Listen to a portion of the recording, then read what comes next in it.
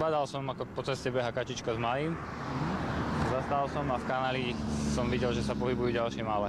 6 mláďat spadlo do hlbokého kanála krytého mrežou. Ich mama sa k ním nevedela dostať a pobehovala po rušnej ceste. Všimol si ju okolo idúci vodič, ktorý neváhal zavolať hasičov.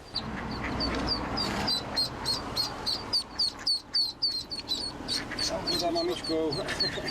Moje, aké si rýchle. Zlaté to je. Upozorňovali odstavenými blikajúcimi autami okolo idúcich vodičov na to, že sa na ceste niečo deje, aby spomalili.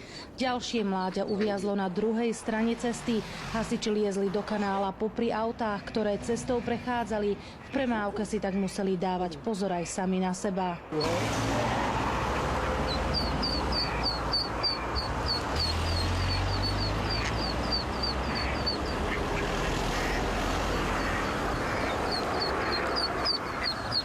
Behala určite aj s malým. Zo 3-krát by ich tu už bolo zrazilo.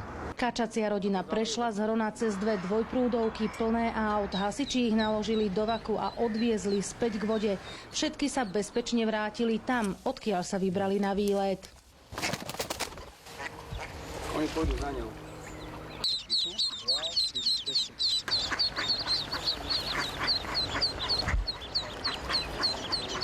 Z Banskej Bystrice Katarína Kováčiková, televízia JOJ.